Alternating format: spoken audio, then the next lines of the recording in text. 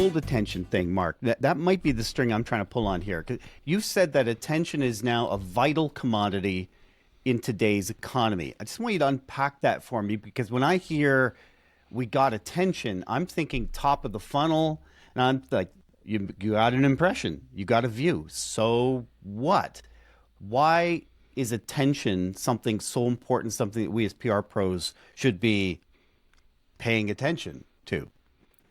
Well, there's been quite a lot written about attention as a commodity, and I think it's actually, but it's not something that's talked about a lot in the PR sector, but I think it's quite a useful framing for it, a good way for us to think about it. Some people make parallels between attention and something like labor. So, for instance, in the Industrial Revolution, prior to the Industrial Revolution, labor was just something that people did. It wasn't necessarily something that they thought of as a method of exchange, if you like. And then what happens in the Industrial Revolution is you get commoditization of labor, and you get the institutions that sort of mediate that, if you like. And so labor then becomes something which we possess as part of a big mass of labor that might exist in the entire population. Obviously, this is something that people like Marx write a lot about. And then obviously as individuals, we possess a small amount of labor, a small amount of that resource. I think that, and I'm not the first person to say this, there are some really interesting books on this, which I can refer you to for the reading afterwards. But I think that there's now a sort of a way of thinking about attention in the same way, which is that if you think about it, attention is as a resource, if you like. It's something that is finite, and it's something that can be monetized. And in a way, if you look at the history of attention as a resource, or as the economy of attention, if you like, it actually really mirrors and tracks the history of advertising itself. So the first sort of concept in advertising was this idea, I think it was in the New York Sun, that you could, rather than trying to marketize the giving of information through a newspaper, the best thing to actually do to make money, the innovation was that actually you should market the attention that people pay to that information, and that is the birth of advertising itself. What we've seen then more recently in the last 20 years is, I think in the PR sector, we like to talk about advertising being in decline. But of course, advertising is in massively rude health. But what's happened is that the business model of advertising has been taken in large part from the advertising sector into the technology sector. So what you see is technology companies that come along, and they become the experts in the marketization of attention. And the way that the technology companies think about attention, people like Google, literally is as a resource. It's a resource that's finite, and it's a resource that we constantly need to tap. And as there is an abundance of information, again, this isn't my quote, I think it's Herbert Smith, abundance of information leads to a scarcity of attention. So it does operate exactly like a market, and we should think of attention almost as an economic fact, if you like. And that's a really helpful way, I think, to think about public relations. That's really interesting. So looking at attention in the lens of as a currency of sorts. Now, growing up, God, when I was a teenager, 30 odd years ago, and life was pretty boring, like I would just be watching TV, and there was a few channels, and, if I take the tube, I was so bored, I would just be looking at the adverts in order to just have something to do, something to read whilst I'm on the tube. And now, of course, I don't even look at the adverts half the time on the tube. I don't tune into TV. I go straight to streaming. I pay the extra, 20% to cut out the ads. So what does that mean now for brands? Because they have to work so much harder today, because they're not just competing with other brands, they're actually competing with what's coming through on our phones, politics, entertainment. They're competing because all of a sudden we have everything at our fingertips. It's such a different world to the world that we grew up in. So what sort of advice would you give to brands to recalibrate their strategies? I mean, what have you seen that they've been doing? Because, of course, this wasn't like a binary thing. This has been happening over the last couple of decades. So what have you seen brands doing other than moving into the technology space and really sort of swapping the billboards perhaps for, Google search or whatever? But what strategies do you sort of advise them on when the competition is literally everything? Well, I think, I'll address your first point first. I think you're absolutely right. The difference between now and 20 years ago is that when you put content into the public space, you are literally competing with the entire history of human content. And that was simply just not the case 20 years ago. And that's what we talk about, this idea of the sort of the abundance of attention means that, that competition is as fierce as it's ever been. And I think what that's done in the marketing sector really is, as some of the business model of advertising has become slightly undermined. So, for instance, the making of money from production or the making of money from a commission on media, that business model really has been taken by the tech companies. You've then seen a blurring of the boundaries between traditional disciplines within marketing and PR agencies starting to look a bit more like advertising agencies and vice versa. And what you're seeing there really is all these disciplines competing in one market, and that is the market for attention. And that's really the space that we're all playing things out in. In terms of how then that applies to brands, well, in a sense, I think we need to become what I'd term attention entrepreneurs, if you like. So we need to be able to think creatively and innovatively, both about medium and message. So it's making sure that you've got people who are native to and understand the grammar of specific media. And that, in the last few years, you've seen, I think, the growth of short form video, algorithmic video, and that requires a sort of visual literacy. Obviously, in the previous period, I think with Facebook and Twitter, what you saw was a much more textual form, but a compressed textual form. Now you're seeing the rise of podcasts, which I think are giving more of a space for discursive analysis in and around ideas. But what you're seeing there is lots of different media that are emerging and out of innovation and out of digital change. And what you need to have is literacy within those media. Then in terms of the advice that I would give to PR people, well, certainly in terms of the brands and the marketing communications side of things, is that you need to approach things as an attention entrepreneur, not someone who is tied to a specific medium, but who might understand what would work on any medium that exists, and this would apply to advertising too, and understanding that the currency is ideas. Earning attention is a lot more efficient than buying attention, and that is becoming increasingly true. As there is more and more information in the public sphere, the amount of attention you can buy simply is less and less for your buck. So earning attention and earned media itself can and should in that sense be seen as something that is truly strategic, because it gives you a comparative advantage. And so I would say to PR people, first of all, you need to think of yourselves as attention entrepreneurs. And secondly, think of yourselves in competition with all of those other things that are seeking attention, be they paid, owned or earned. I like that. And I like to look at politics as a bit of a lesson for us in PR, especially big election campaigns. And the US election last year, one party had twice as much money as the other party. They were able to generate an awful lot of attention and failed somewhat miserably, losing all three levels of government in the US. It was the Democrats that had the money, and the Republicans, not that they were broke, but didn't have nearly the war chest. Is politics a good theater for us to study as PR pros when it comes to the attention economy, Mark? Always, and it always has been, not just in terms of the attention economy, but throughout history. I think the two things feed each other. So obviously there are learnings that come from the commercial space and the branding space that come into politics. I think in our present moment, brands probably have more to learn from politicians than the other way around. So I would say, whatever you think of Trump or whatever your political approach is, he is a genius attention entrepreneur. Yes. And I think that it's no accident that his background was effectively as a TV producer, because this is the first thing that he understands. He also understands the power of like a mimetic idea. So a big idea which symbolizes something really important. So the building of the wall is the sort of prime example of that on the right. Build that wall. It's not a realistically achievable thing, but it is totemic. It symbolizes something a lot bigger. It says something about, where you stand. You see similar things, I think, on the left in the US, for instance, concepts like the Green New Deal. There are similar things here in the UK as well. That's quite a popular concept that's come across. But I think in politics, what you're seeing is the emergence of one idea. I think you can't really give a policy list or prescriptions which is truly thought through and communicate that easily in this current information space where attention is so scarce and so short. Do you know, Mark, I think you're absolutely right. I think it's quite interesting, President Trump's background in entertainment and how that has actually, he's leaned into that and understood that a lot of people just don't want that sort of highly scripted politician rhetoric, those sort of generic, speeches that actually at the end of it you're sort of thinking, well, what did he just say, or what did she just, what did she mean?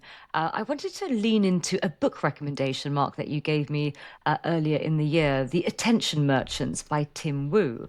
And for those who haven't read his book, he is a Columbia Law School professor, and he's explores the history of the attention economy.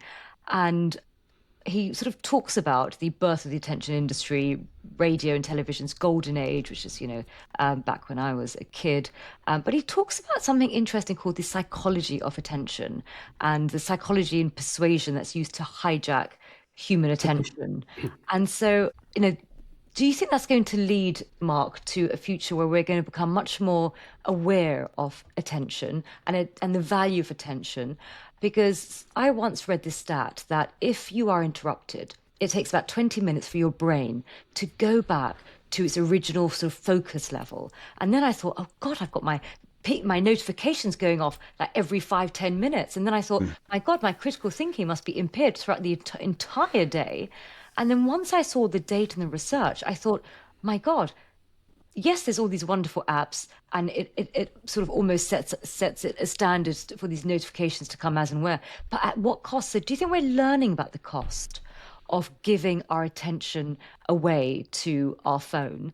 And in due course, we're going to start valuing it as a currency and also start putting safeguards around it. So with my phone, I now have turned off all the notifications, including, for instance, and other than my family sort of, they can get through. But only when I started realizing the cost of my own thinking and how it's impaired by that constant intrusive interruptions. Yeah, I mean, one of the things Tim Wu talks about, and actually he's talked about in a number of other books as well, is the way that Google developed this concept of sort of behavioral surplus. It's quite interesting how when Google started, they didn't want to advertise. And actually this is, true of so many tech companies. They start off believing that they could sell, say, a good or a service or something like that, in and of itself. But they quickly come to realize that actually the most valuable thing that they can sell is people's attention.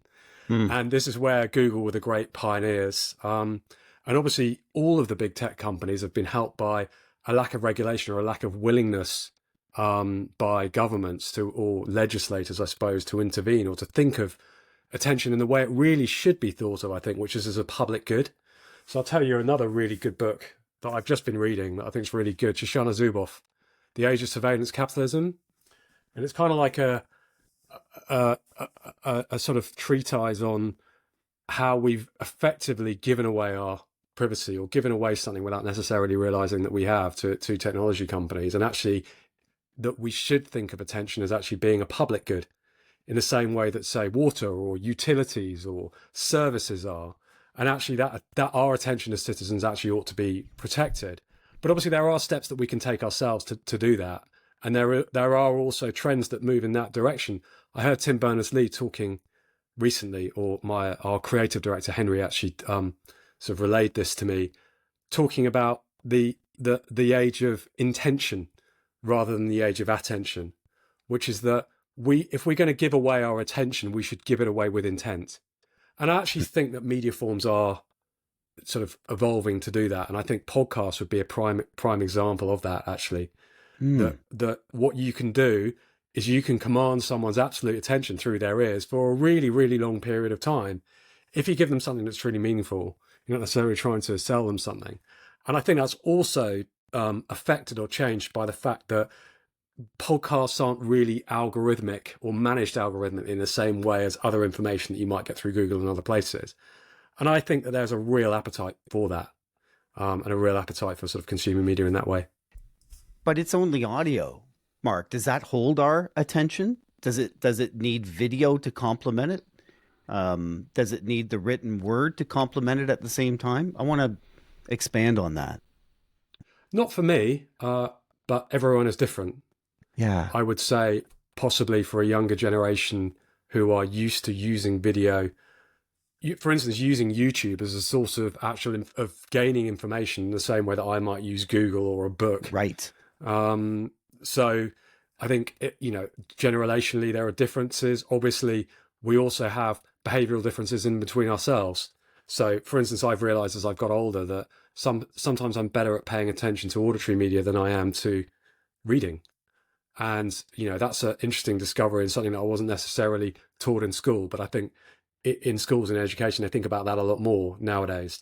So I would say, whether we need video, is one question. I think there is a need for it broadly as humans, and therefore it will continue to evolve.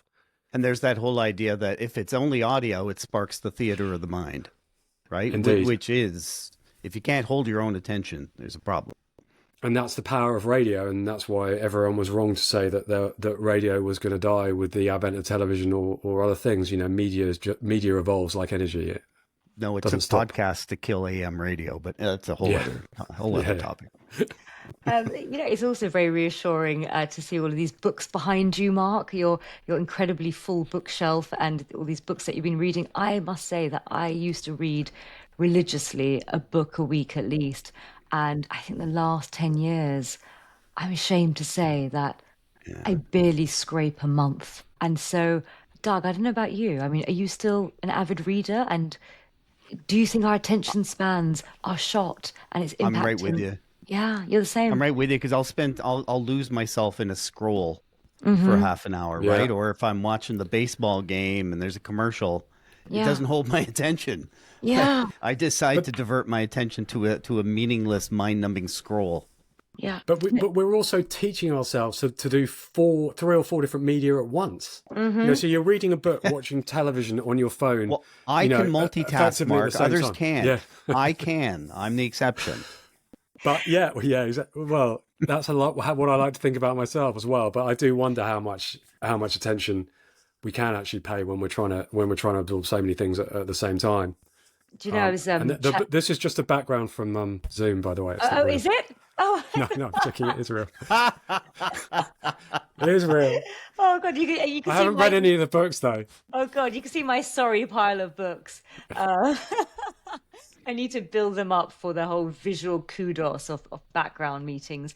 I was chatting to a client the other day and I was saying, we need to make sort of content a lot shorter. We talk about sort of YouTube videos versus short videos and long film.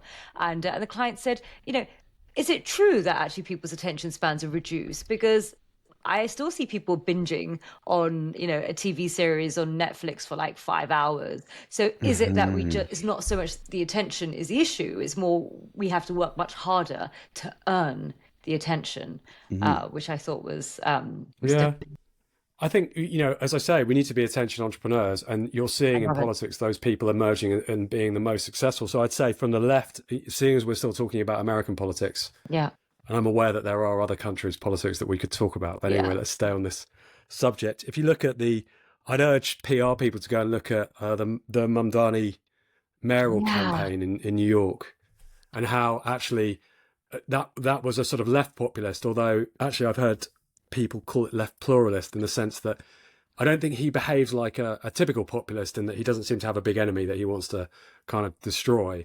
But his campaign was extremely Trumpian in the sense that what he did was he used big mimetic ideas. So this idea of making shops public, bringing them into the public sector, big ideas, probably not achievable within themselves, but representative of something that sort of underlies them.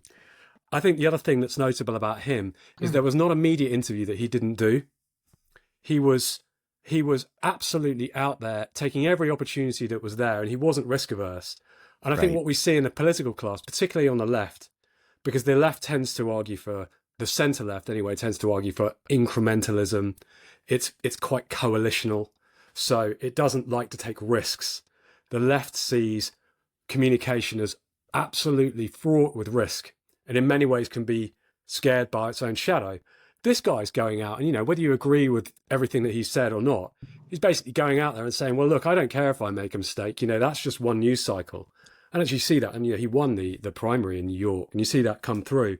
And the other thing that he really did, I think, was to understand the grammar of video content. And that's something that is relatively alien to me. What do you mean? Short form TikTok video. Yeah. And the videos that he produced were just absolutely sort of stunning. But on top of that, he's a good communicator, and you also need that in politics. And whatever era you're in, you still need to be a good communicator. But that was an example of, I think, someone, because there aren't so many examples, I think, from the left of clever use of this media, and I think that's because the right is is more willing to be reductive as well, and treat things as being quite simple. So anyway, that's an interesting case that people should look at. Barack Obama was effective in his time for social media. This is a while ago, but yeah, he was. He was very effective on sort of on TV and in writing and written word. Terrible on Twitter. Terrible on Twitter though. He couldn't do compressed. He can't really do compressed. So sort of short form. Although I think we're moving on from short form content as well now, by the way, or short form textual content. Yeah. I'm not on Twitter anymore. Not that means anything, but there's a lot of other people that aren't too. Yeah. So yeah, but yeah, as I say, you need to adjust the grammar or the media of your time. I know we're talking a lot about politics here, but I think that this applies to brands as well. In politicians, we're seeing so many politicians. I think here in the UK, we have a government that's absolutely scared of its own shadow. So terrified, so risk averse, so terrified of making a mistake in the communication space, going against a bunch of people who just don't care. Yeah. They don't care what mistakes they make. They will just brush it off and they'll move on from it.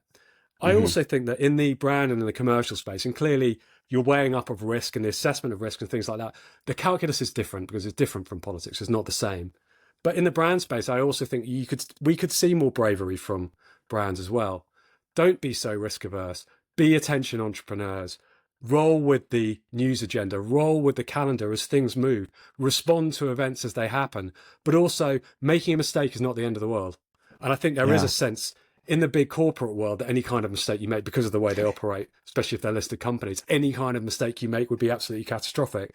But the really brave, disruptive companies will be the ones that are prepared to say, okay, we want to compete in the attention economy because that is something that is potentially really efficient and strategic. Agreed. If you don't, you look like all the others and sound like all the others, which makes me think you're rehearsed and not authentic. That's what it comes down to. Mark, really appreciate your time today. Thank you. Thank you. Thanks both.